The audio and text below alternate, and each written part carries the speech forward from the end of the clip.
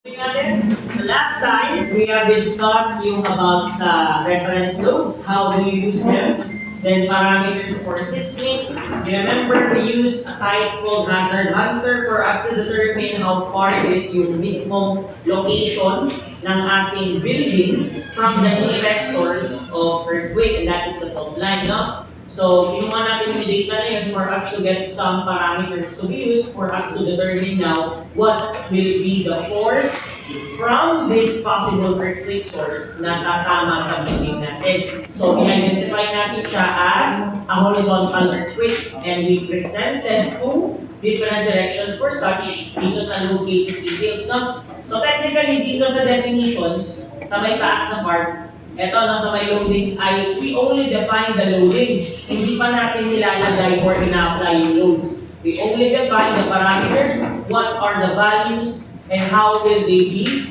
or saan sila tatama, no? Pero hindi pa natin na lalagay technically yung load pa. So saan ba dapat para ma-apply na siya? Dito dapat siya sa load cases details. Kaya dito, sa load cases details, nagawa na natin yung ating first loading. That's for the earthquake X direction. Next is the earthquake Z direction. Then susunod is dead load. So nalagay na natin yung dead load, tama? Yung dead load natin ay binasa natin sa reference load since nagawa na, na-define natin siya dito sa taas. And yung earthquake, ako na lang muna nagbigay niyan sa inyo na yung accidental torsion moment ay 5% views. I can show that to you later under NCT kung saan makukuha yan. And yung ating natural torsion moment na 100%. So ano na yung susunod natin gagawin dito? Dagdagan na natin yung load cases detail. So highlight load cases detail, then click add. Sa aming mga dadagdag natin, ang dadagdag muna natin dito na folders ay yung para sa live load. So we will separate the three types of live loads dito. Ano yung tatlong types of live load? Well, technically yung isa roof live, kaya pwede ko lang i-separate dito yung loading type niya. But ganito yung gagawin natin. Loading type of live load, then pwede ko ilagay dito LL1. Iba LLNR nilalagay nila. Pero yun kasi yung reducible, hindi ko pwede gawin LLR, no? Kasi roof live load. So LL1 na lang, click add. Next, same loading type na live, then LL2. Wow ba yun? LL1, then LL2. Add. Then palitan si loading type, gawing roof live, and then dito gawing LLR. So may tatlong bagong folders sa load cases details. Pwede ko na itong i-close. Kasi yung wind, kukumpitin pa natin kung kailangan ba siyang i-consider or hindi. Yun pa kasi kailangan natin alamin. Do we need to consider the wind or not? So eto lahat, pakigawa ito. Etong dalawa, ang loading type niya live load din. Yung last sa baba, ang loading type niya ay roof live. Ako ba yan? First two, ang loading type niya live load, then yung last, ang loading type niya ay roof live. Nakuha ba yun? Okay, isa-isahin natin. Unahin natin sa LL1. So, gagawin ko, yung LL1 natin, we will consider that as our non-reducible na live load. Pwede ko consider natin na non-reducible live load. Nakuha ba yun? Then, eto namang LL2, that will be our reducible live load. Sabihin, ay, baliktad ata ako. Okay lang naman kahit baliktad, pero kung susundan ko kasi yung gano'n, pwede naman kahit LL1 na lang yung reducible. Para, ito kasi yung normal, yung reducible. Then yung non-reducible, times 1 lang naman yung kakalabasan, no? So, sige. Yun na lang, LL1 yung reducible, LL2 yung non-reducible, then malamang ito, roof load. Ito. Specific roof live load naman. Kuha ba? Okay, so unahin natin ano ba yung reducible live load natin. So sinabi kasi, when we have reducible live load, under NSCT, ito yung, di ba, naalala nyo sa equation natin, remember our equation for load combination, there are two values for x sub 1. No? Sir, ano ba yung x sub 1? So, sir, ano ba yung f sub 1 natin? So, f sub 1 natin, ito. 1 kasi yung value ng f sub 1 para sa mga non-reducible. Bakit siya non-reducible? Kasi times 1, walang magbabago. Nagets ba? Pag reducible kasi times 0.5. Nagets ba yun? Sir, ano ba yung f sub 1 na yan? Yan ay minumultiply sa live load or sa roof live load. Nakuha ba yun? Kuha ba yun? Yan ay minumultiply sa live load or sa roof live load. Kasi for example, itong line 203-2, 1.2 din, plus 1.6 live, then 0.5 roof live load. O itong live na to, dalawang live load na yan. Okay? Kaso dito, wala pa namang f sub 1. So technically, you can just add the non-reducible and reducible dito sa 1.6 na to. Pero pagdating dito sa baba, pansin nyo, meron na siyang F1L.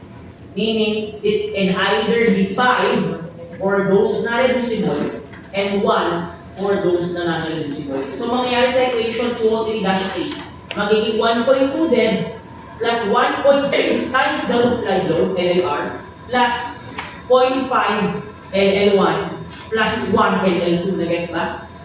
Nakuha ba yun? Nakuha ba? Ito. Ito ay magiging magiging ganyan siya. Ilagay ko na lang na. Ito, ako na maglagay ng equation niya kasi laki masyado. So, magiging equation niya 1.2 din plus, ano nakalagay sa 203-3? Since wala namang rate load, edi 1.6 LLR, tama? And then after niyan is plus. Dalawa kasi live load natin. Yung isa, pwede mong i-reduce, yung isa hindi pwede. So, technically, kung unahin mo yung reducible, LL1, di 0.5 LL1 plus 1 LL2. Nagets ba? Hindi mo sila yung pagsasama. Kasi nga may f sub 1 tayo dito na yung mga maliliit na live load you can reduce, but the ones na malaki ang live load, you cannot. Kasi nakalagay dyan, if excess of 4.8. And kahit naman less than 4.8 or equal to yan, yung stairs kasi is considered na huwag mong i-reduce. Tama? Kasi worst case scenario, puno ng tao doon. That's why stairs as live load should be non-reducible. Kaya maging ganyan equation natin sa 203, no? 203-8. Kaya sir, paano yung 203-2? May nakikita kayong f sub 1? Wala, di ba? O di as 1 na yung live load, meaning 1.6 LL1 plus 1.6 LL2. Nakuha ba? Saka lang natin gagamitin yung 0.5 or 1 pag meron yung f sub 1 sa equation. Sample 203-4. Tama? Di ba may f sub 1L dito? So, ibig sabihin, 0.5 LL1, 1 LL2. Nakuha ba? Then sa baba, meron ulit sa mga earthquake, and then yung 203-6.7, wala na. Okay? So, yun lang gagawin natin dito. Pero let's define first the value. Highlight natin sa LL1. Ano ba yung LL1 natin base sa ating criteria? So dito, may load computation tayo. Pwede natin i-compute lang under live load. Okay? Ito kasi load computation ng dead load. No? Ito pa lang yung load computation ng dead load. Ito ginawa ko. Walang ganito and then mode. Then, meron din tayong load computation for live. Pero isa lang. Ano yun, sir? So, ang load computation natin para sa live load ay yung ating exit facilities. Kasi technically, stair load yun. So, pwede natin gawin dito, live load, stair load is equivalent to yung exit facilities natin ang 4.8 kilopascals times, yun na naman, same sa stairs ng dead load. Ano na pinagkaiba nila? Yung pressure. So, paano natin ginawa yung sa stair load dito? Minultiply natin siya sa dimension ng top view ng stairs kung saan walang beam. Tama? If you remember, ganito ginawa natin, tinignan natin sa ating plan, yung rate analysis.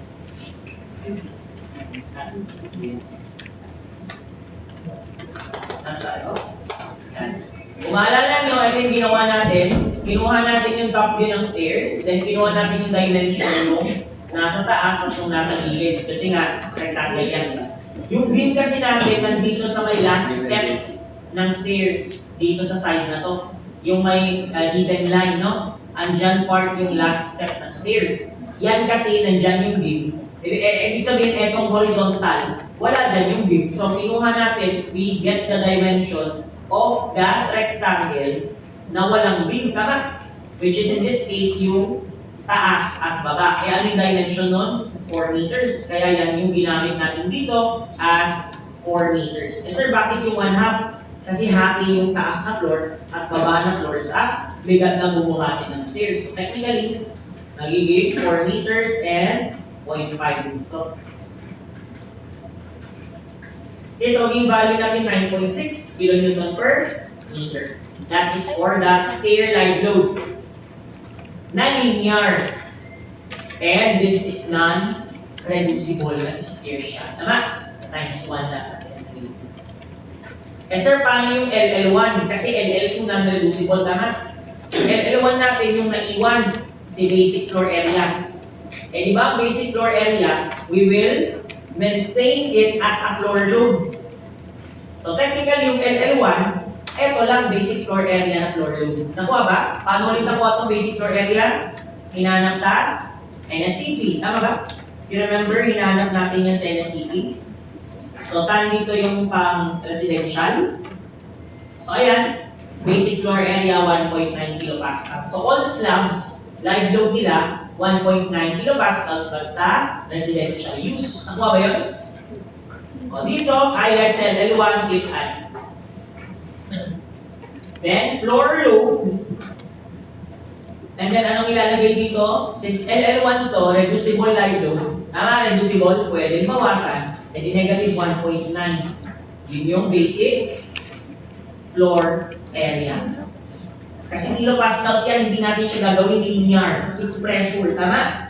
Okay? So, saan natin ilalagay? Group. And then, both one-way and two-way nyo ilagay. Unahin ko muna sa one-way, then check one-way distribution, click add. Yun na.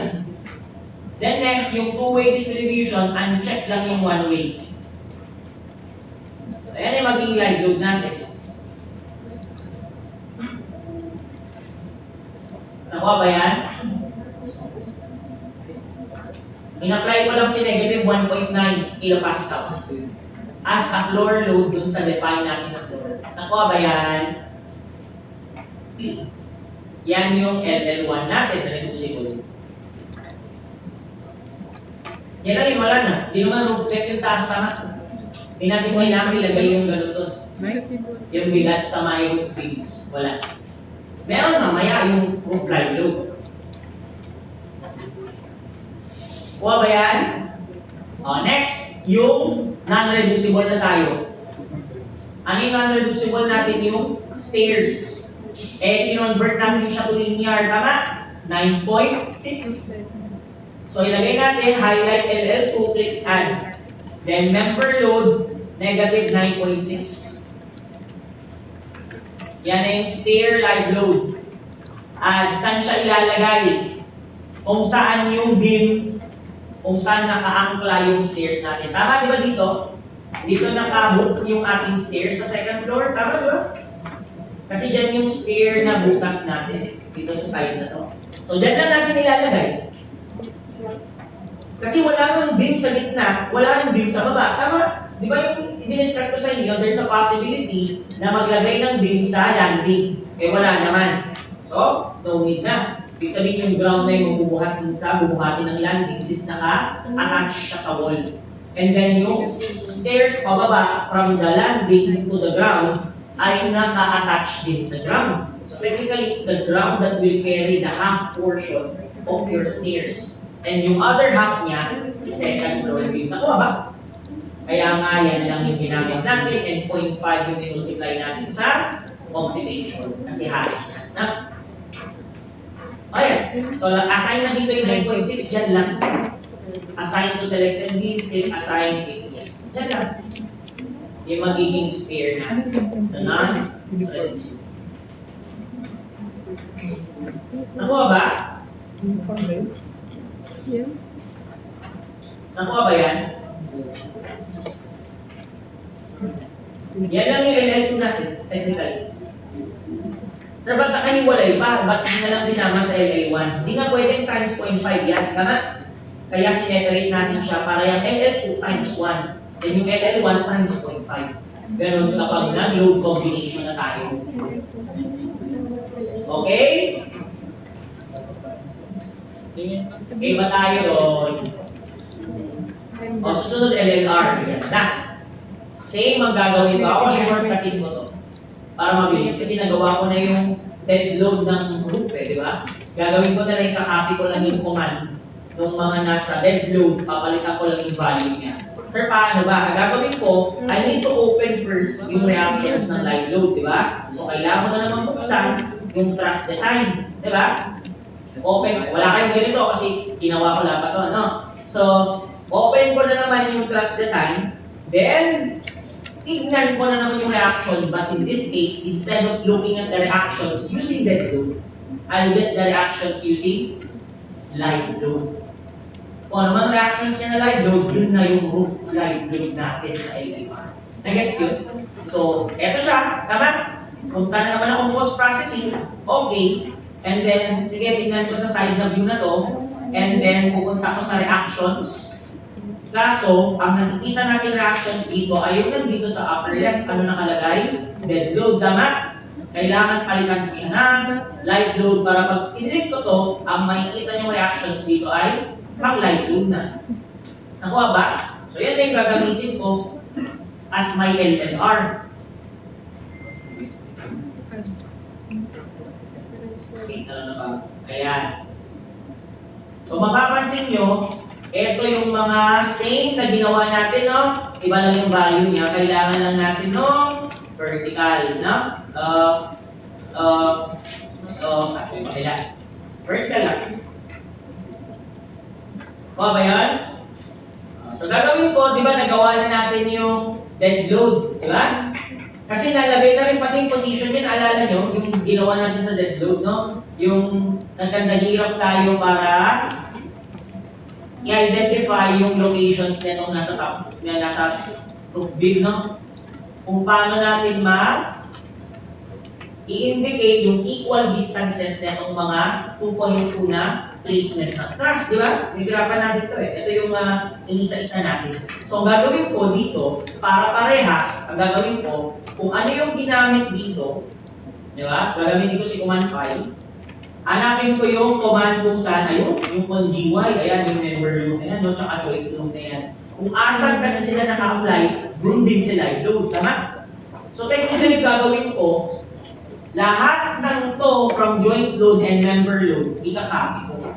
Ano lang papalitan ko, yung mga may negative dyan kasi that's the value, di ba? Yan na kasing value. That's the value of the point load in kilonewtons. So ikakopy ko to, ipe-paste ko siya sa folder ng live load, LLR. Di ba? Sa roof live load. And then papalitan ko na lang yung numerical value niya. So parang ganyan, control C ko yan. Then baba ko sa live load, ayun yung LLR. Lagay ko ng space sa baba niyan, control dito dito. Pero need kong palitan yung value. Di ba? So ano ba yung live load natin? Dito, ang live load natin dun sa dulo, instead of negative 3.637, dapat negative 3.791. So dapat 791 yan. Pwede kong gawin, highlight ko to, copy, then to paste, and to paste. Diba, papalitan ko lahat ng value. Kasi kung okay lang naman din yung gawin to, edi manumanuhin yung ulit. Pwede lang naman yun. Then yung kabila, 5.819. So lagay ko dito, 5.819. Papalitan ko lahat ng 6 point something ng 5.819. So ito,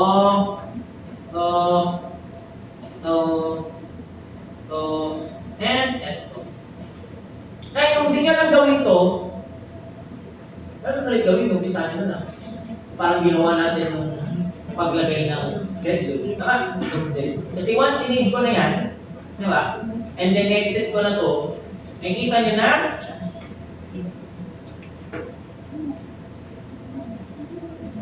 apply ni ating apply doon with the values intended from this figure. Tama, I mean, Hindi na natin kailangan isa-isayin pa, di ba? Yung placement ng distances.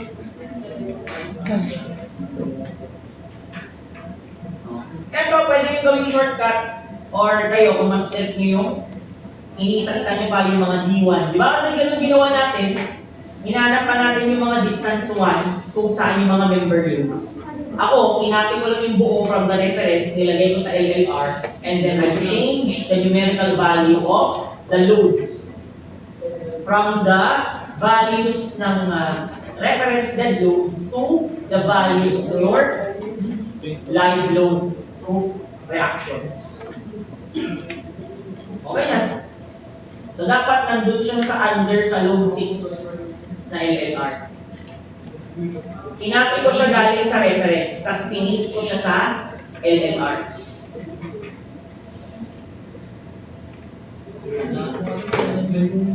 Tapos pinalitan ko yung mga negative dyan, kasi malamang yun yung kilonewton values. Anong pinalit ko? Yung reaction ng live load.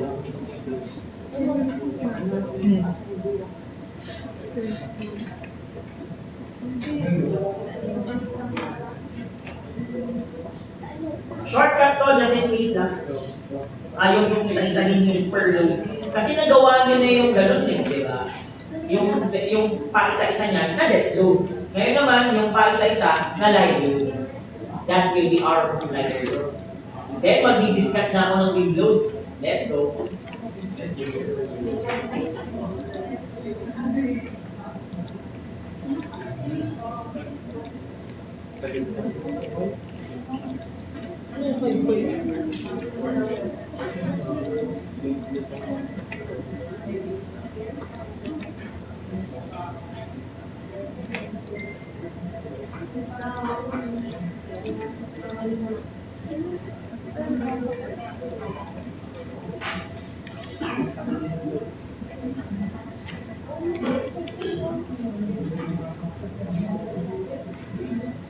Okay na ka ng Excel para ganun. Magawa ko na yung para sa window and then nagawa na ba? Sa utilities. 7 7C.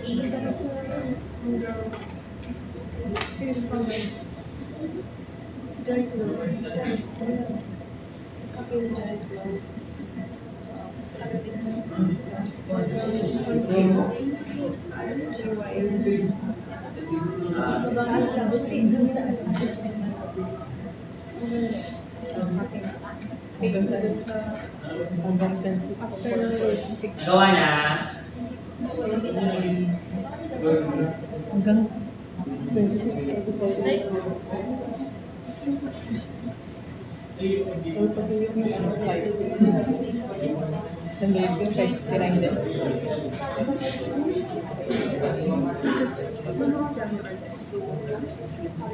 Okay na?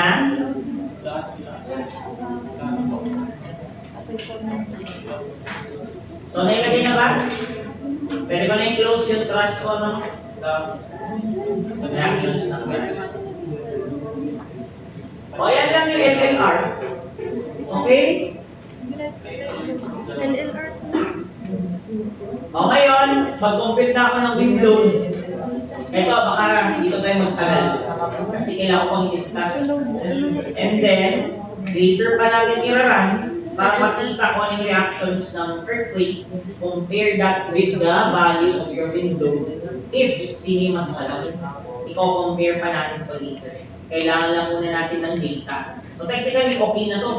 Kailangan lang natin humaran ng mabuti to and makuha yung mga per floor na forces ng ating earthquake. No? So technically, meron lang tayong second floor and roof beam. Second floor beams and roof beams to compare. Dalawa lang. For both X and Z direction. So, sa staan, pwede ko na munang i-direction ng perform analysis yan. Then, after nun, is pwede na akong mag-compute for window. Bakit, sir, hindi muna natin ilagay yung window? Decision making muna kasi ito. Alamin muna natin if the wind load is larger than the earthquake load. certain floor. Kasi kung hindi naman siya larger, we can skip the window. Tapos na yan. Pero paano natin malalaman? Kailangan nga ng proof. Nagets ba? Actually, pwede na to eh. Kasi, I need not to prove, pero kailangan ko lang may pakita na yung wind load natin is smaller than the earthquake. Kaya natin i-skip yung wind. Nakuha ba? Pwede ko na itong i-diretso, i-design na agad. Pero yun nga, I want to prove to you that the wind load in this case is smaller than the system. Para hindi natin kailangan i-consider. Kasi proof nga yung kailangan. Okay? So, I think pwede na tayo mag-proceed dito sa page 167 ng ating NSCP. This is now the simplified design wind pressure for the MWFRS. Ano ulit ang MWFRS? That's the main wind force resisting system, which is generally the frame of your building. Nakuha ba? Kasi yung binasahin natin na permanent truss, we call them CNC, components and cladding. Tama? So nahati ang building sa dalawa, yung roof system, under wind load, we call that CNC, components and cladding. And the frame system of the building, which in wind load, we call them MWFRS, or main wind force resisting system, ng pang low-rise simple building. So gagawin natin, same equation, tama? Looks familiar? Lambda, KZ, TPS, kaso nga lang hindi na PNet 9, no? It's PS13. So ito kasi na yung manggagaling sa table na naman na panibago. No? Kaso meron tayong ruling ng minimum wind load. Okay? So meron kasi tayong minimum wind load para sa mga zones A and C. Ito yung minimum wind load niya. And zones B and D, ito yung minimum niya. O, mamaya natin pag-usapan kasi maraming zones to. Okay? So, punta muna tayo dito. Ito ngayon ang zones natin pagdating sa ating structure. This is now the zones for wind load acting on our frame. Simplified version. Nakuha ba? So, ito na yung simplified. So, sir, bakit case A, case B yan? Ganito lang kasimple. Ang case A kasi na wind natin, the direction of the wind is pa ganito. Nakuha ba? Yan yung direction ng wind. The wind under case A is called wind perpendicular to the ridge. Yan yung pangalan niya, wind perpendicular to the ridge or wind direction. Saan naman? Perpendicular to the ridge. Nakuha ba yung AC natin? Sir, asan ba yung ridge? Yung ridge kasi itong nasa tutok. Yung nasa gitna. Ito. Nakuha ba? Diba yan yung ridge natin, no? Eh, paano yung tama ng direction ng wind? Pag ganito, tama ba? Diba? Ganyan yung tama ng wind. So, case A is where the wind is perpendicular to the ridge. Tama? Perpendicular? Nakuha ba? Yung blue yung ridge. Ito yung direction ng wind. So, perpendicular to the ridge. No? And then, itong case B naman, ano siya? That's wind direction parallel.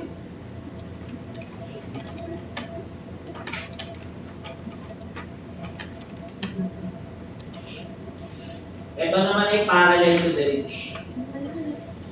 Ibig sabihin, if that's the ridge, yung nasa gitna, ganyan yung wind direction. Kuha ba? Kuha ba yun? No, ayun yung ridge natin, nandito. So, parallel yung wind force with the ridge. Kuha ba?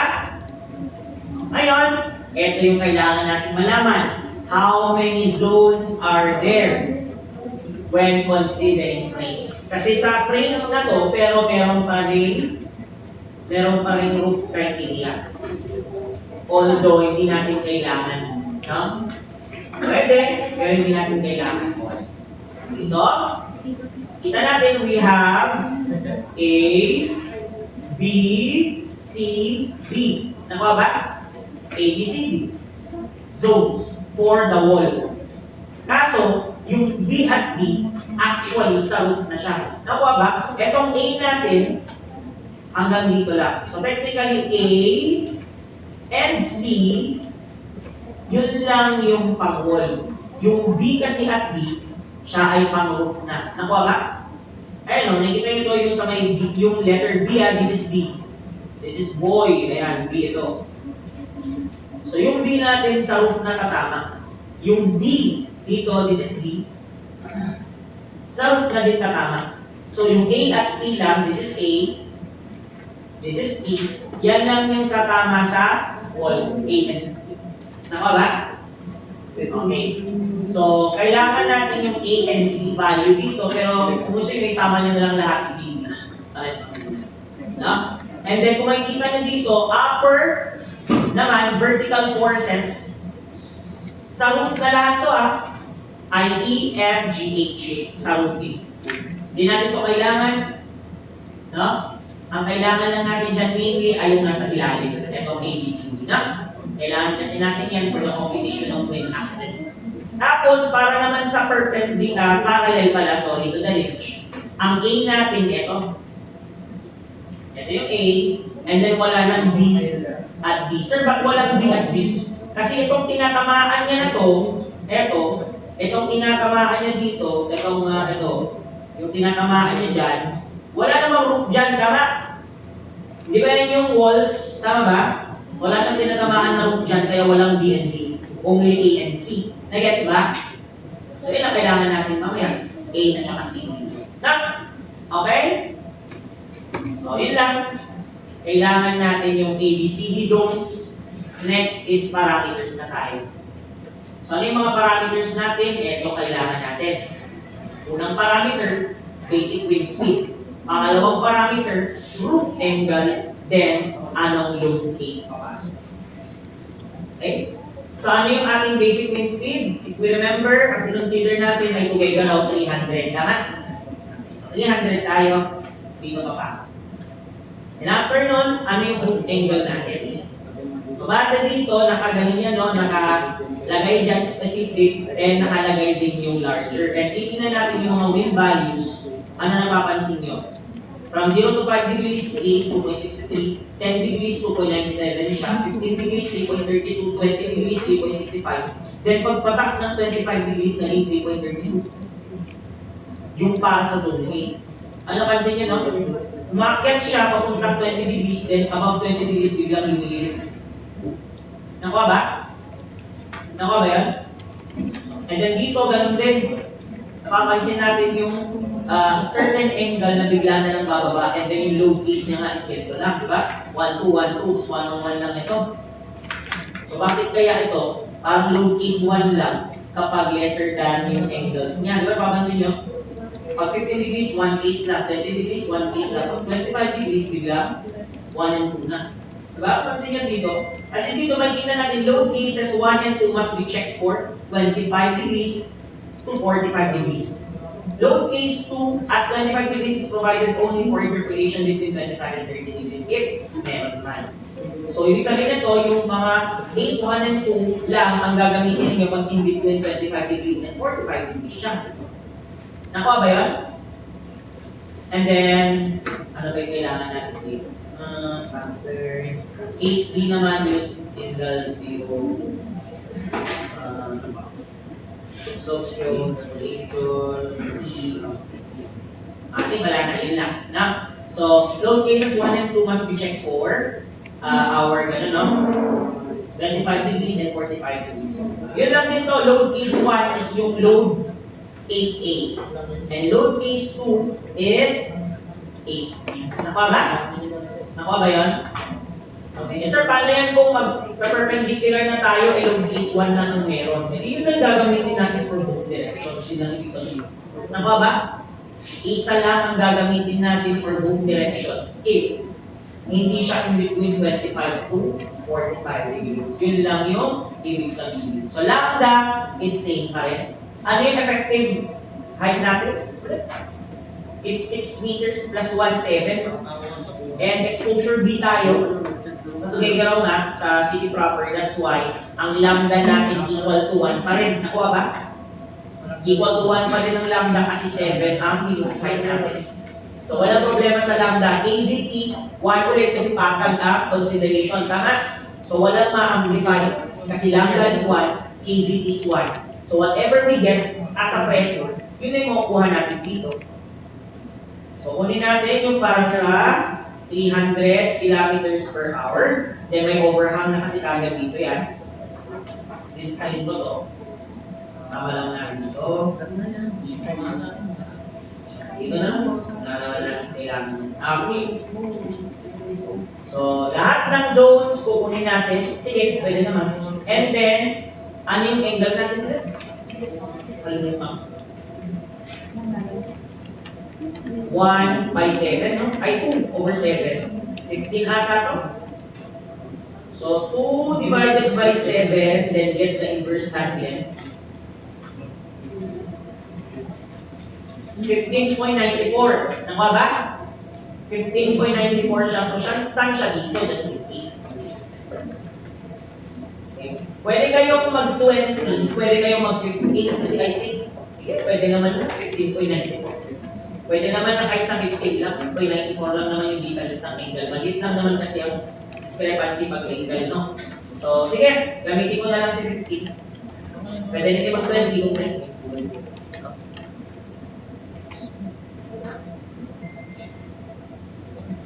Yan. Okay? So, yan gagamitin ko si 15 degrees.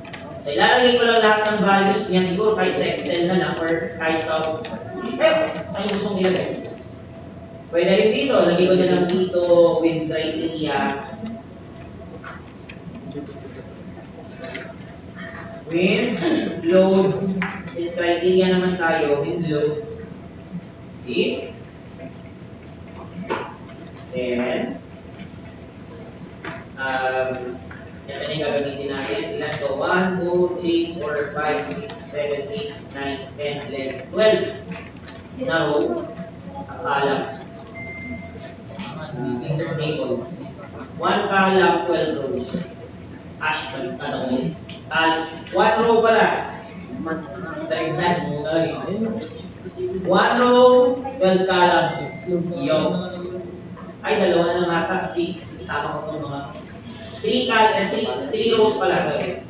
Isama ko pa dito yung horizontal pressure, vertical pressure, overhang, no? So, lagay ko na natin dito 15 degrees.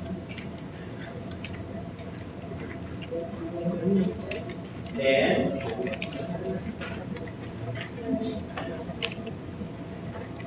ano kayo, pagsama ko na ito? Ito ay merge. Ayusin ko na lang para maganda naman tingnan, no? Merge. Load case. Ito ay load angle.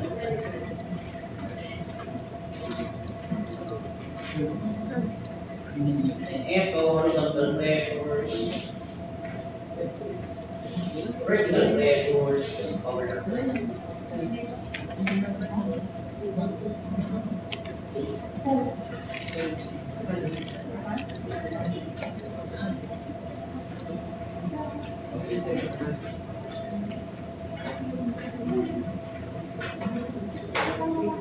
Then A, B, C, D, E, F, G, H, E overhang, then G overhang. Since load case 1 lang tayo, D1 lang lagay ko dyan.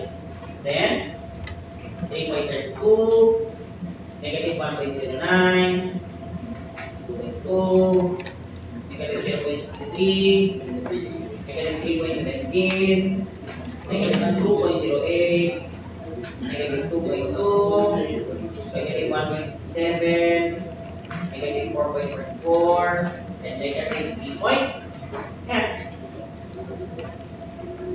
Yan ang criteria natin sa wind. Sige mo ayusin pa. Sige. Tamangin natin ito po, no? Table design.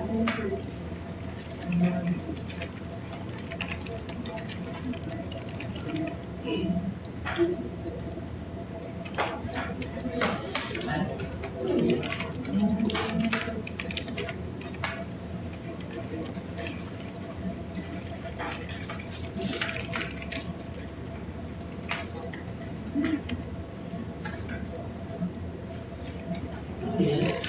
Pwede din.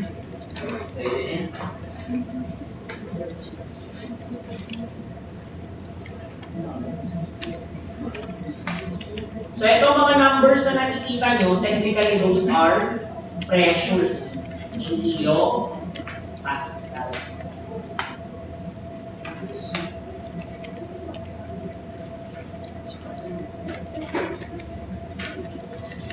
Baba yun.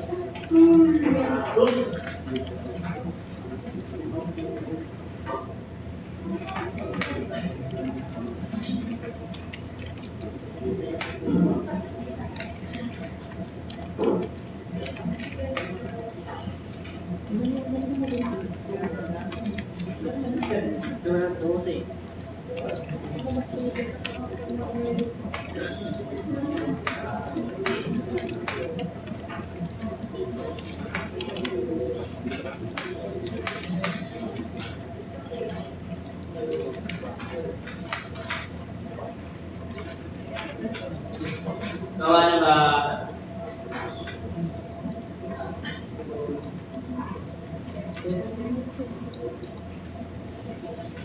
Diba? MD proceed.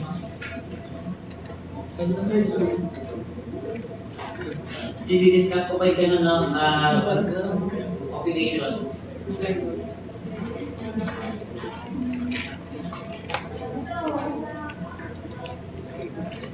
So we have 4 cases.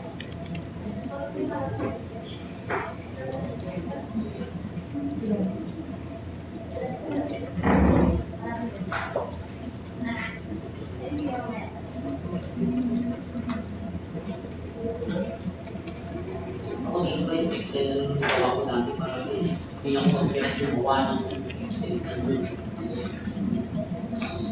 Ngayon, bago ba yun? Nakita ko lang sa public. Kasi ang mahirap, gawa naman tayo ng Excel, so hindi ko naman parang gagawin sa kaya. Hanap na ako ng praktiya. May ginawa ko dito. Pause.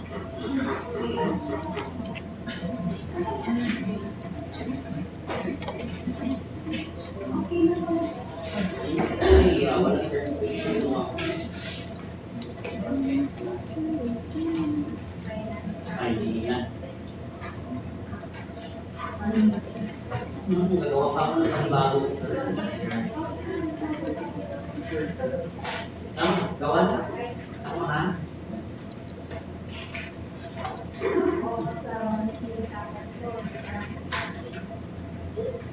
Yan, fine na. Gawa na lang ako. Okay, so, sa ba? 2 stories na naman. Keep my base. Okay na? Okay, ngayon, tignan naman natin kung saan na-apply. Kasi kailangan natin ng application dyan, ha? Okay, so ito tayo. We need to look at saan tatama. Okay? Take note. Ito yung side ng building. Take note, ha? Ito yung side ng building. Wait, ha? Kunwari, dito tayo sa unang place. Dito. Ayan. So makikita nyo, ito yung buong building natin, dimension na nga ba na parallel? Height na parallel sa edge. Ito natin. So dito, yung ridge natin, yung vertical, no? Pag ganito. So yung dimension na to, ayan, itong dimension na to, ito. Yan. Ang value ay same sa 3 plus 3 plus 3 plus 4.2. Nakuha ba? So yan yung 13.2, no? Ito yung 13.2 Ilagay sa mic. meters. 13.2 meters, i-move ko sana eh. Ayan. Ito yung 13.2 meters, then ito yung 12. Tama? Newton meters na base dito. Ngayon, ito kasi, makikita nyo, may certain area. Itong area na to, ito nakikita nyo, blue na lang, patihan. Itong area na to, dyan lang tatama yung ating zone A. Nagets ba? Kasi may hatch yan. Dyan lang tatama yung ating zone A. Ito. So nakikita nyo ano yung distance niya. Kung makikita nyo dun, ayun may value, ang distance ay 2A.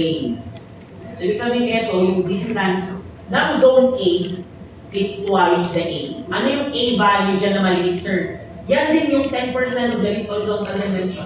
4.4H, whoever is smaller. Alam niyo yan? Diba? Yun pa rin yun. So 10% of the least horizontal dimension or 0.4H, whoever is smaller but not larger than 4% of the least horizontal dimension or 0.9 constant. So dito mapapakita ko sa inyo ang dito equation sa baba. Ayun yung alpha. Diba? Ayun din sa baba. Ayun no? 10% of the least horizontal dimension or 0.4H, whichever is smaller but not less than either 4% of the least horizontal dimension or 0.9 meters. Tama ba yan? So, dyan ang galing. Okay, so gagawin natin. Compare naman. Kaso, kung maalala nyo, nagawa na natin yan. Tama? Nagawa na natin ito sa truss. Well, ako pala. Sorry. Nagawa ko na ito sa truss. Ang nag-convert ay yung 10% ng least horizontal dimension. So, the least horizontal dimension is 12, which means na yung A distance natin ay 1.2 meters. 10% the least horizontal dimension. Technically, ilalagay nyo pa rin ba siya dito? Yes! So, dapat nandito pa rin ang parameters natin. Ano yung mga wind parameters natin? Wind parameters. Una, basic wind speed. V. Equivalent to 300 kilometers per hour. Mean roof height. Equivalent to 7 meters. Ano pa? Wala naman ng ibang load case.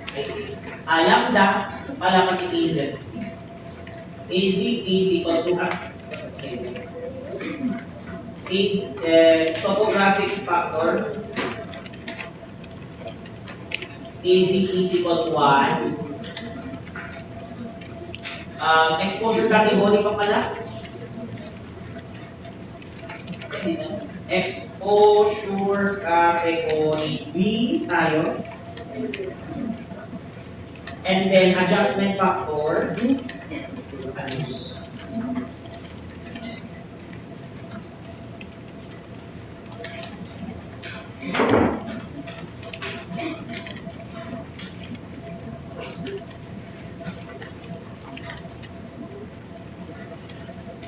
Wala ko lambda, no? Ako na lang. Lambda simple. Yung 1 to 1. Yan. Yan yung mga parameters.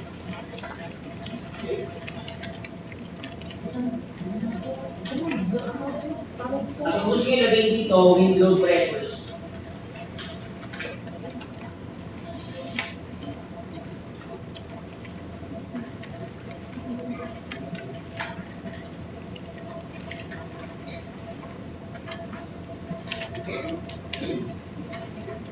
Ngayon, kung ganun kasi, kung as one na yung reports natin, technically hindi ko na ulitin yung mga parameters. Kung as one na, yung per unit, as one with truss, as one with free. So, para magpa-process of elimination ka ng type na dead load mo ganito, type load mo ganito. Pero magkaiba dapat sa roofing, sa frame. Kasi pwede nyo na pag-isahin dyan, per unit ng truss. Then, as hiwalay lang pa yung frame. Kasi ang gano'n dyan, ang problem dyan, is magkaiba nga sila ng analysis. That's why hiwalay din sila. Okay?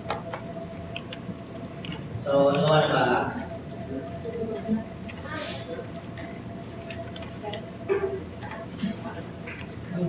Ay, nagawa naman ng maraming. So, So next dyan is yung A distance. Lalagay pa natin yan yung computation ng A. 10%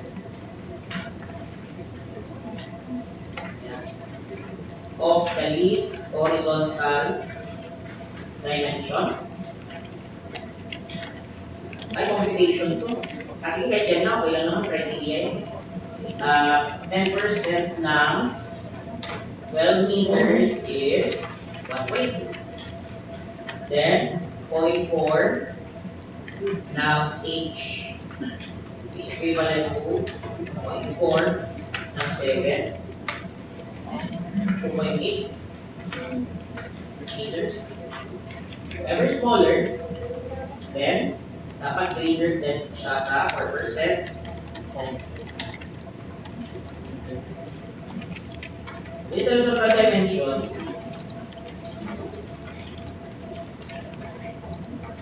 0.48 or 0.9 meters. It's eto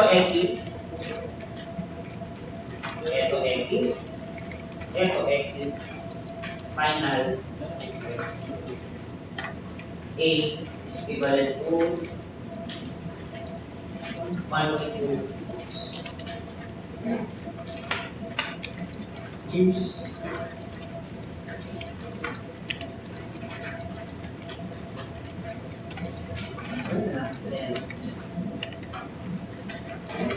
so, ibig sabihin yung distance natin mamaya, it's twice A. Kasi di ba 2A nakalagay doon? Should be twice A.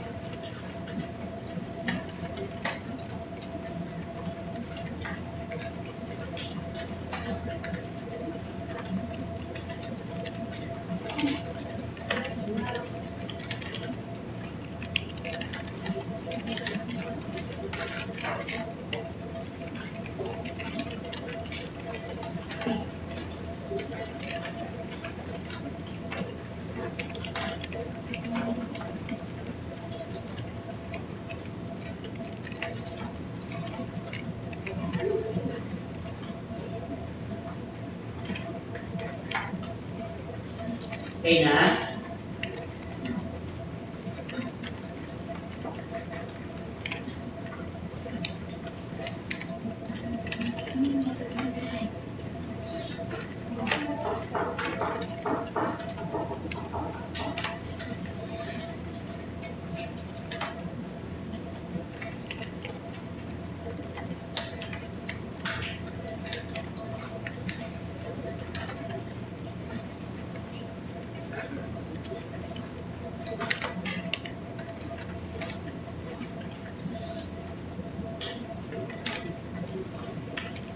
Okay na.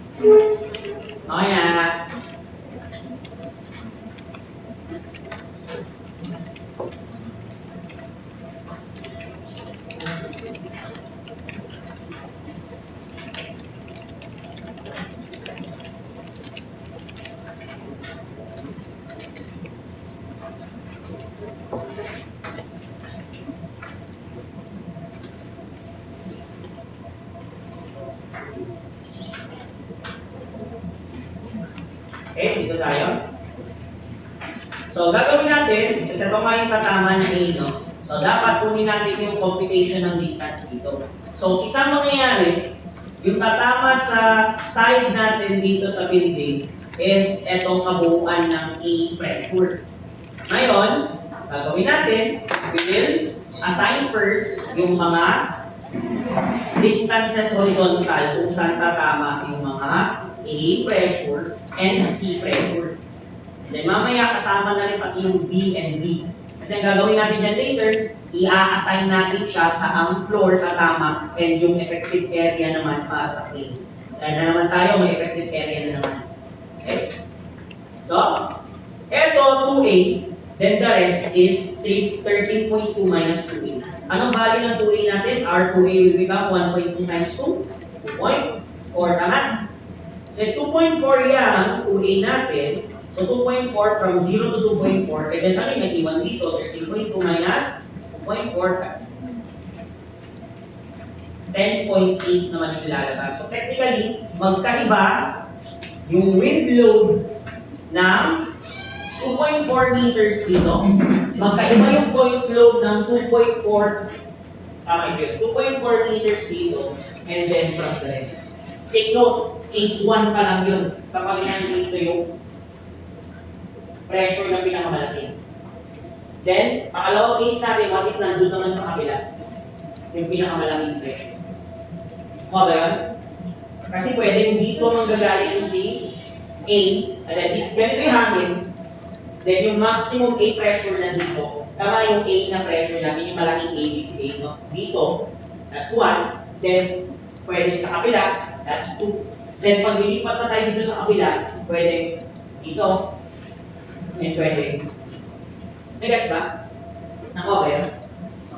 Ngayon, magbabago yung dami ng wind load. Depende sa dami ng floor. Ngayon, meron tayong 2 floors lang. So, maglalagay tayo later ng wind sa first. Tama, sige, pwede naman ground floor wind. Lagay tayo. Kaso wala ang ground floor wind, kaya pwede natin ignore later. And then, second floor, and then roof wind. Nakuha ba? Okay, ganito muna. Kailangan muna natin gawin yan sa Excel. Okay. So, paano natin siya gagawin sa Excel? Unahin natin sa ito gagawin natin pressures.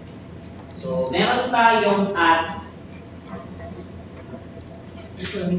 effective area na ng wind. Effective wind.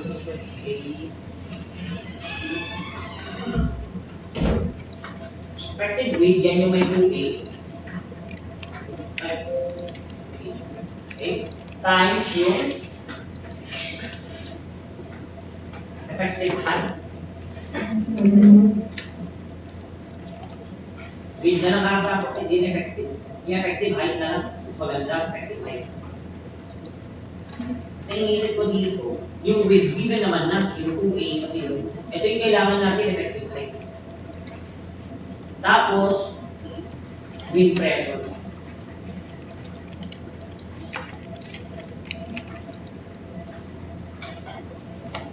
Tapos, floor.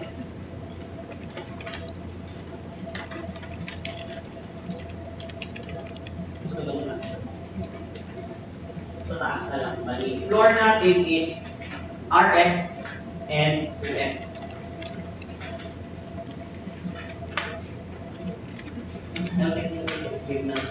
Pwede lang RF lang.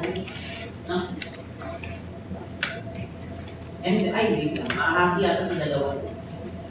Yeah, I think pagsasamahin ko na lang ito. Makakati kasi sa dalawa yan. So, para makapag-adjust ako. Kasi kung at least mag-add lang naman ako ng row. Sakali lang ng legit. Okay, add row na. So, merge ko lang ito. Merge ko lang ito. Just in case na kulang, pwede naman ako mag-add. Row. Okay, yan please.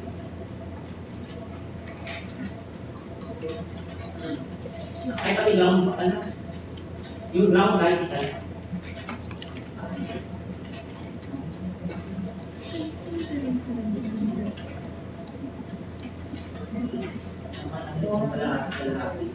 Tapos kailangan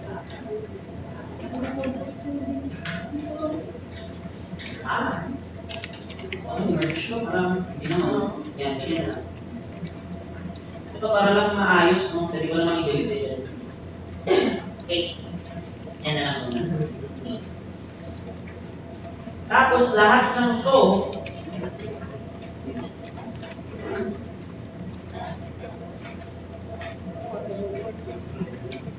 lalagyan ko na ang at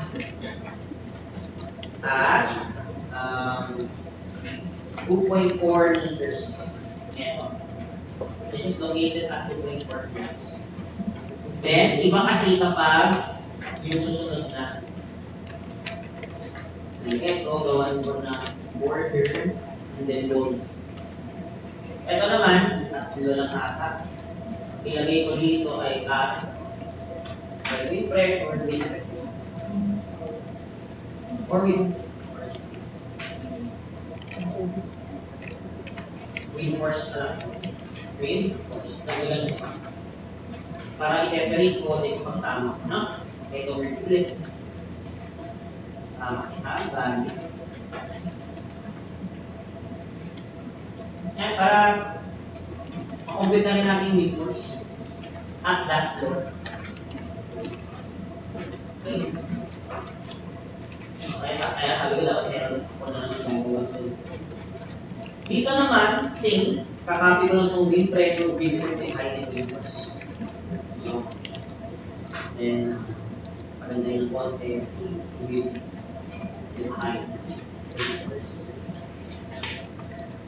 Ito naman is merge. Ito is at, ano yung naiwan? 10.8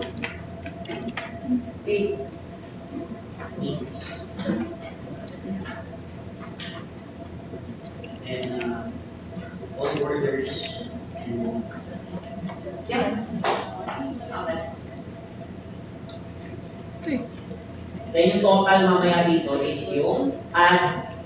Pwede nyo i-add later yung magiging force dito, then dito. And then yun yung total force acting on that specific load. Kaso dito sa roof, dalawa kasi yan, kaya pwede ko na lang ipag-merge mamaya. Magkahiwalay kasi yun eh. Meron kasing effective area ng roof beam na nasa wall pa. And may effective area siya na nasa roof na. Kasi ang roof beam yun, di ba? Ano yung baba ng roof beam? Wall. Taas ng roof beam. Roof, di ba? Kaya nga, nahati sa dalawa yung roof beam. Then yung second floor, isa na lang. Yung ground floor, kalahati yung baba. Okay. So, yung wind pressure natin, same pa rin. Kasi lambda naman ay 1. Tama? Lambda is 1, Kz is 1, walang problema. So, since tayo nasa case 1 tayo, ikunin muna natin to. Kailangan natin ng values ng A, okay, and yung C. Diba ba? A and C. So, 3.32 muna tayo. Unahin muna natin yun. Kasi at 2.4, di ba ito yung 2A? Tama? Ano yung 2A ulit? Di ba ito yun? Ayan o, ito. Ito. So, kinukuha natin yung wind pressure dito at 2.4 meters. Then yung at 10.8, yun yung kinukuha natin na C naman. So lahat ng pressure ng A, lagay ko dito. Nakuha ba yun? Maliban sa may taas ng roof. Bakit sir? Hindi na yan A eh. Ano yung above roof beam? That's B na dapat. Nakuha ba? So siya lang na yung iba dito. Edit na ako na lang. Control E. Ay, bawal pala. Edit na ako nga. So, isip na. So dito sa ground floor is yung pa rin ang value, 3.32. Lahat naman yung pilupas-pas kaya don't worry. Yung force lang mamaya ang ilang units. Then eto, okay, ikaw na lang ba yun? Para, sige. Ang kompleto, no? Eto in meters. Eto in meters. Para meron namang unit. Wind force is in kilonewtons. Then same sa kabila. Ito ay press yun.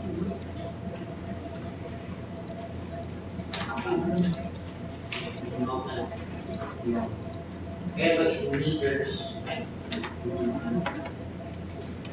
Ito walang space.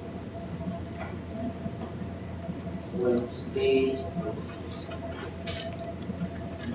Effective height is on meters. Wind force is ito. Okay. So ito ang 3.32 lahat. Ano to maliban sa taas ng roof? Which is sa taas ng roof, that is D. No? Value. Negative 1.0. Actually, useless kahit negative yan kasi direction lang naman yung main purpose.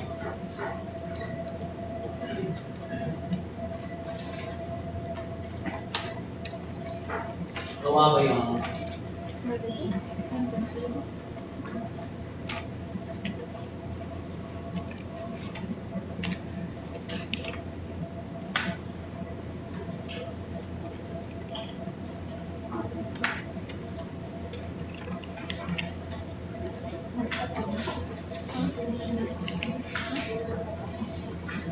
Technical away yung taas. Sa ulo. Okay, at ko bali nyo.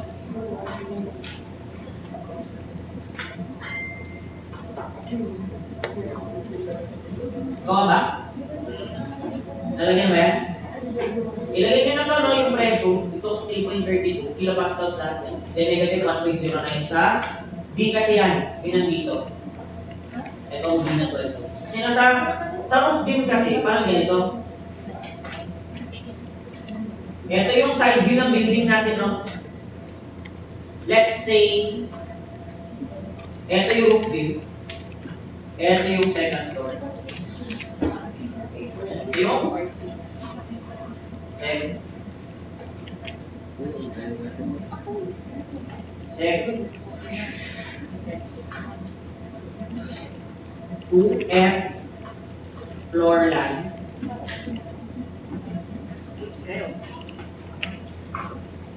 Gusto ko lang i-gano'n, no? I-pakita. Roof.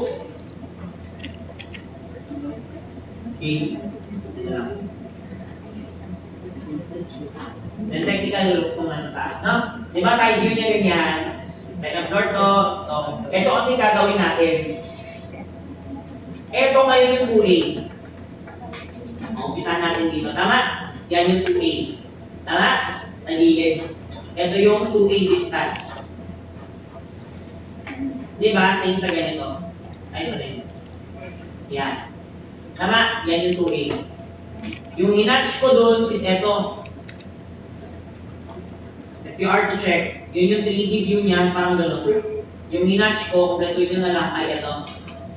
Okay? Is yan. Na? O ngayon, gagawin kasi natin, we will put now yung, ito yung width, effective height naman. So, paano yung effective height? Diba ginagawa natin kalahati-kalahati? Tama? If we consider, etong beam na to, muna yung lalagyan natin ng load, or kukunin natin yung load niya, kailangan natin ng muna, kalahati ng dimension sa baba, wait lang. Lagay muna yung per height pa lang, 3 meters to, diba, per floor, another 3 meters to, then yung height ng roofing natin is yung height din ng truss, ilan yun? 2 meters, tama? Ngayon siya eh. Height ng truss natin, height ng per floor. So mangyayari dyan, if mag-effective width tayo, let's end half dito sa baba, and then half dito sa taas, yan yung magiging height effective natin. Ako ba? Kulayan mo na lang, let's say, yellow. Yan. Yung para sa second floor, yung yellow, yung effective area natin. How about yung ating roof beam? So sa roof beam, kalahati sa baba, wala na kasi patuloy sa taas. Tama? Hindi mo pwedeng hatiin yung roof. So technically, the entire roof ang gagamitin. So sa roof beam naman, gawin natin color, turquoise. Nalay. Etong taas ang baba yung gagamitin. Hindi mo na makakalahati yung roofing, no? Kasi nga, wala na. Dapat beam to beam kasi sana siya. Pero technically, wala na rin natuloy na beam dun. So buo na lang gagamitin yun. Nakuha ba yun? Yung parang ang consideration natin pag overhang. Hindi mo na yung ikakalahati yung overhang. Buo na ng overhang isa sa akin. So technically, ito yung magiging effective height natin. Nakuha ba? Kuha ba yun? Kuha ba yun? So, ano yung magiging width natin dito? Same sa value natin. Lahat ay 2.4, 2.4, 2.4. Kuha ba yan? Diba? 2.4 lahat. Kasi yun yung width natin eh. At 2.4 meaning at zone A. Kuha ba yan? Yan yung zone A natin. How about yung effective height? Okay, ano yung ground floor effective height natin? Sa ground floor kasi wala siya sa baba. So technically, kalahati lang. Tama? Galawin natin, ang kulay ay gray. Etong gray sa baba, yan lang yung effective height ng ground. So, ano ilalagay ko dito? 1.5. Baba? How about yung second floor uneffective width niya? 3, that's correct. Nakuha ba yun? How about yung kalahati ng roof pinag-iwalay ko? How about yung roof na kalahati niya sa baba? That is? Sir, bakit hiwalay ito? Hiwalay siya kasi iba yung width na roof mismo sa width na wall. Sir, bakit? Hindi ba? Yan na lang. Yung orange is wall pa rin, tama? Diba? So, iba yung window ng wall sa turquoise roof. Kasi yung roof natin, ano siya, negative 1309. Eh, yung wall, 3.32. Tama ba? So, magkaiba din dapat effective height nito. It will be 1.5 dito, dito ay 2. Nag-gets ba yun? Kuha ba yun? Yan. So, ano yung magiging wind force? Multiply nyo lang lahat ito. Ito, ay, yan. Ito muna tayo sa ground nga. Ito times, ito times, ito. Yung. Ito lang ito. Copy-paste niya, pero makakakit ko pa rin ganyan yan, no? Ito na ako. Yung. Tama! Kung gusto nyo 2 decimal, edi, ito natin ito. Bitiis decimal.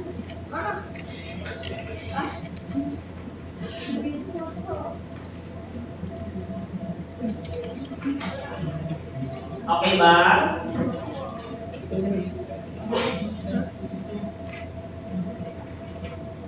Bakit natin kailangan to?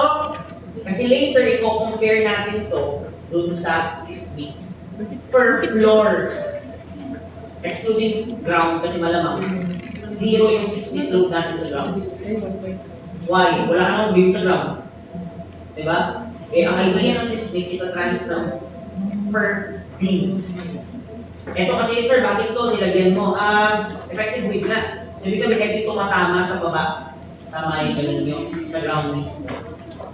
Sa baba ng wall. Effective. Nagawa na ba yan? O, next, yung at 10.8 naman. So, at 10.8 is CC and D na tama. Which is D yung nasa roof, C yung nasa wall. So, mapapalitan dyan yung wind pressure natin, ha? Yung wind pressure natin at ground floor, magbabago. So, ito na yung gagamitin natin, ano? C. So, itong nasa baba, from ground to second to dito, ano yung C natin? 2.2. Nakuha ba yan? Nakuha ba? Lagay ko dito, 2.2, 2.2, 2.2. And then yung roof niya iba. Ano yung roof niya? It's D naman, tama? So, yung D ay 36 na negative. Ay, 63 pala, sorry.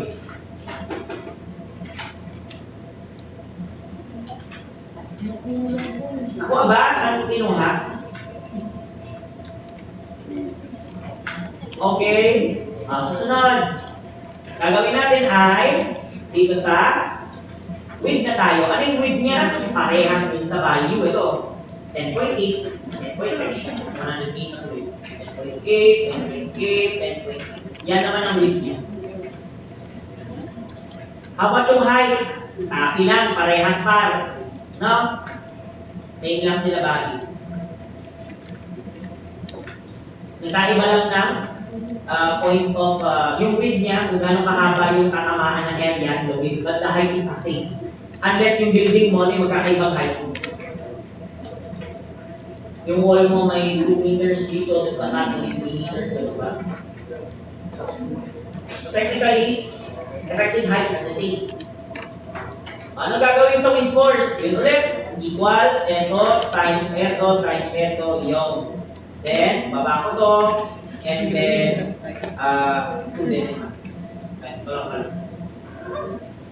Then, gagawin ko ay, i-revolve ko na naman siya. Para mag-make sure pag nakabold.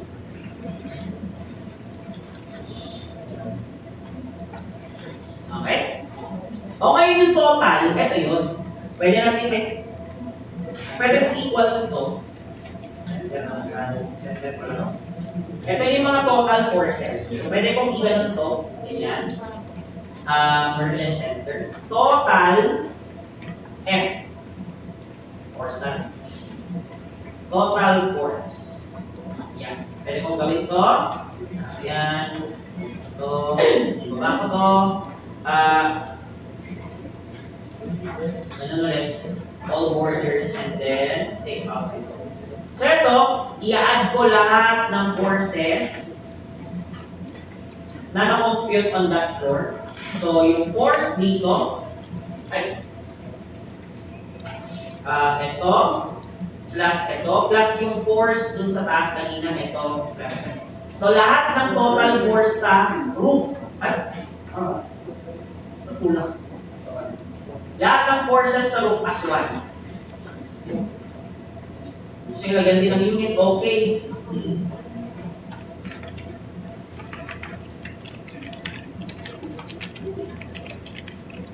Dapat pinapako niya.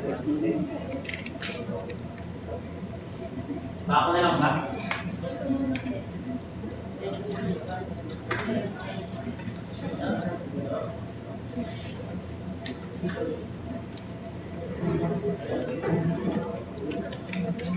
Ang fashion.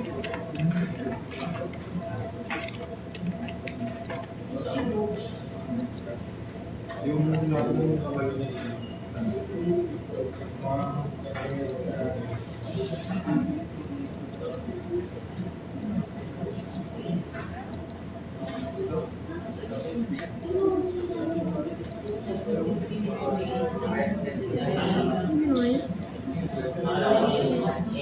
Sa ibang total force na to, inad ko lahat ng wind force ng roof. Nakuha ba?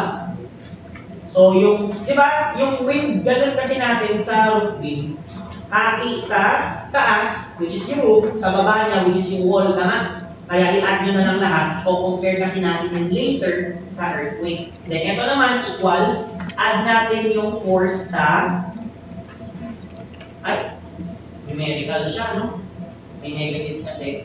Yun nga yung isip ko eh. Do I subtract or do I do absolute? Hindi ko na-isip. Tama. Hindi, tama lang. Dapat negative pa rin. Tama. Kanya pa rin yan. Kasi technically sa wall mo, tatama dito and hihila dito. Technically, magkaiba na sila ng direction. Dapat. So, ito naman sa second floor, add natin ito. Hindi ko set. Then ito naman sa ground, ito plus. Okay. Ayan, set. Iisip ko ulit, dapat pa positive lang, kasi negative. Kasi may baka siya sa ulit. Okay, wait, direction mo baba. Technically, Meron ka sa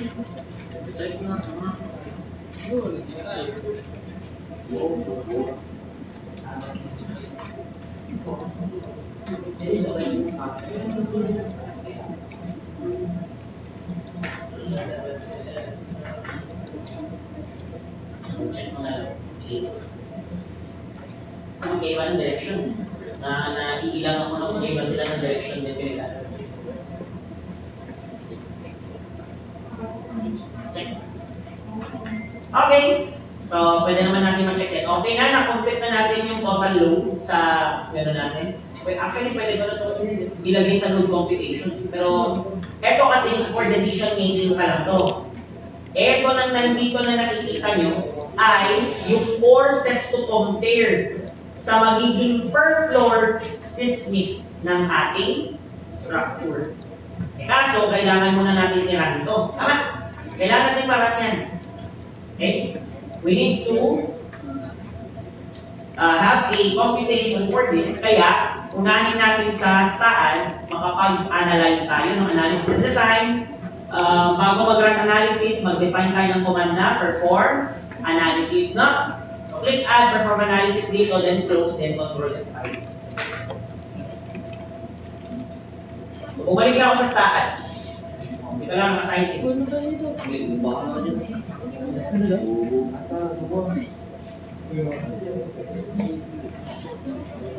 Boses ka, boy. Balik pa kami, boy.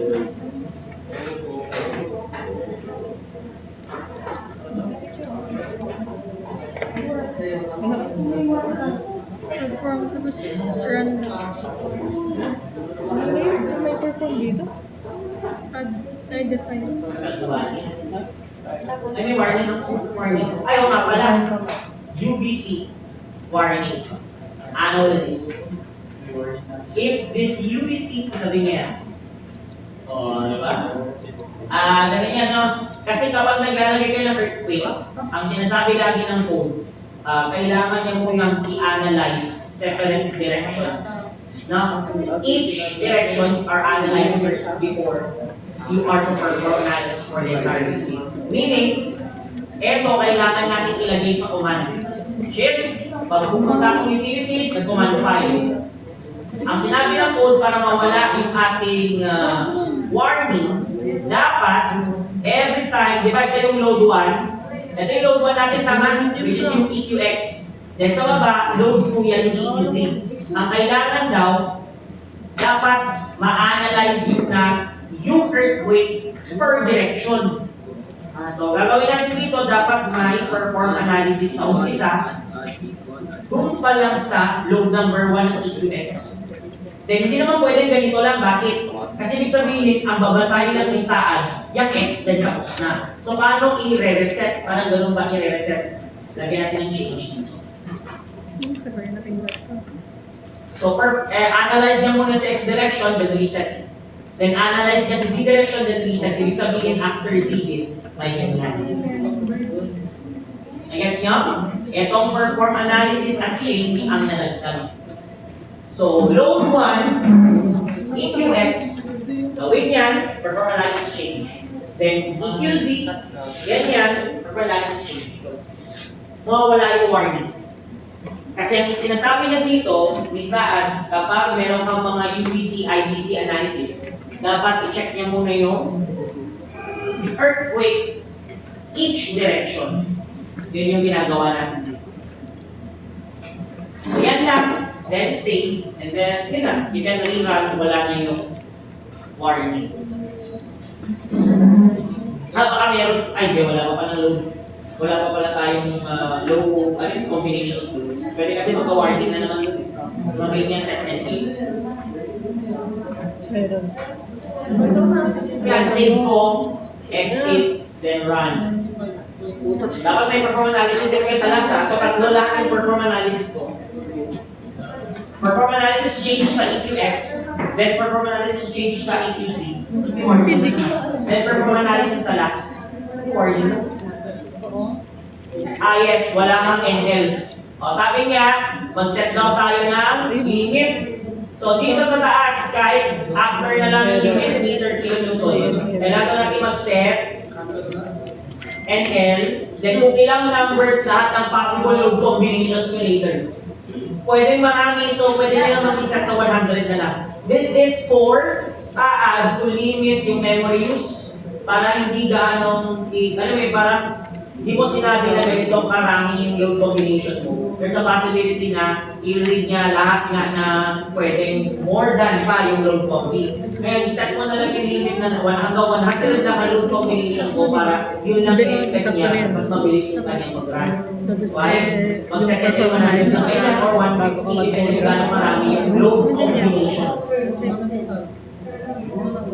Hindi naman nataabot sa lagpas 100, no? So, second day 100 na lang. Nakuha ba? So, save na naman. Then, run. Wala na yung warning. The UBC.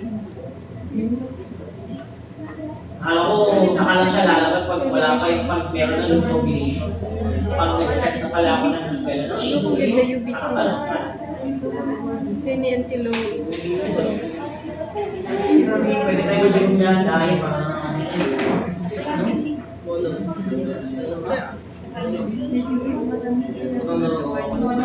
Siyempre, pwede natin makuha yung total earthquake. Or gusto nyo may nakikita na kayong helicopter. Maglagay ka ng dito kasi naman na Perform na eh. lang. Diba? Pwede nila makita. After. Then, eh,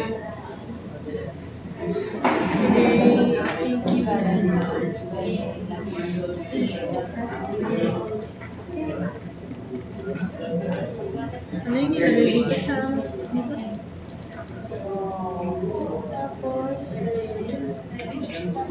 Set and hello na. Hindi may isa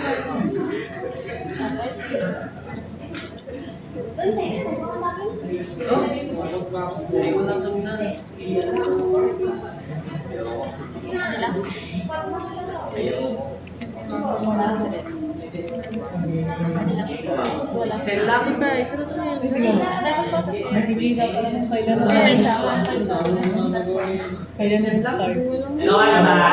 Okay, dito muna tayo mag-end. Ang susunod kasi dito, pag narami na yan, kukunin natin yung value ng earthquake per floor. Ang makikita pa lang natin sa ngayon, magsiset pa ako ng command dun eh. Ang nakikita lang kasi natin ngayon ay yung earthquake at saka yung center of gravity.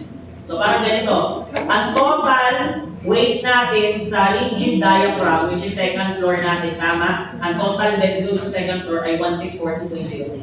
Asa ang center of mass niya? Nasa 6.777 from the origin and 5.905 from the origin sa z-axis. And then, kung bababa ko to, makikita nyo, ito na yung ginamit na period in seconds using method A, period using method B. Tapos, ito ngayon ang base shear natin. Base shear is 0.1375 of our total structure mass. Meaning 13.75% ng mass ng building ang ginamit for your earthquake load. Nag-gets ba yun? Ganun siya. Kaya nga, nakita ko mga old na gano'n, no? Mga stockers, analysis na mga nagpapagawa. Ang ginagawa nila, ina-assume na lang nila na yung value ng earthquake nila is 10% of the dead load of the building. Which is, ewan ko kung bakit. So, yun pala, ang laging lumalabas na value ng earthquake kapag nagsusot ka ay within 10% to 20% ang lumalabas. And within na yan, no? 13.75%. Ang di na ko naniniwala, yung mga, baka meron na kayong mga engineers na old naman na May mga nilagay mo kanina. ginagawa na lang nila agad 10% Wala basis. kang warning. So, ano ka kung sa dead load, 10% niya, yun na yung earthquake. Which is not all the time. Nakuha ba? It's between 10% and 20%, not exactly 10%. Nakuha ba? Sino-shortcut kasi nila most of the time, no? So, yan. So, ano natin ang total? Ito, 1927.22. That's the total kilonewton mass of our two-story building. So, ano yung sinabi? Ang ating base shear ay 13.75% ng 1927.22. So, kung kinuha niyo yung 13% niyan, ang lalabas 264.99.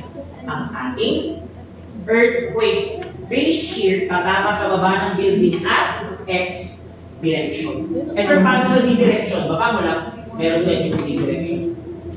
Same lang. For our Z direction, meron din dito naman.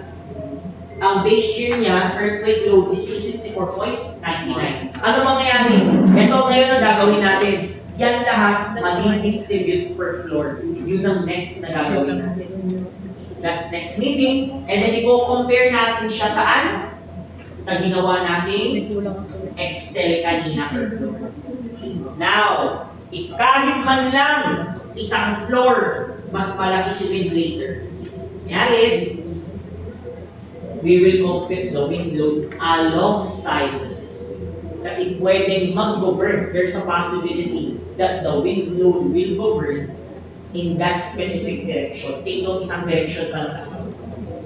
Ito pa lang yung perpendicular to the ridge. I-apply na naman natin to sa parallel to the ridge, same values. Pero ano yung magkakaiba? Mag-iba yung wind niya. Nakuha ba? Iba yung wind na gagawin. So, may isa pa tayong direction later. Compare muna natin sa X, no direction, X direction. Ano Z yung force ng wind? Wind at Z direction. Kasi yung wind yung travels along Z axis. Sa signal, Save hair. Pati Excel, save na rin.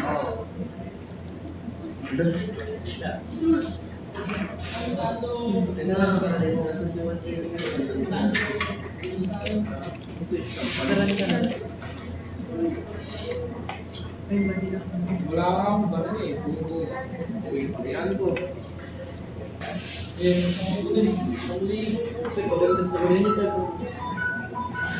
Ayun, sa inyo na rin yung report. Oh, wait.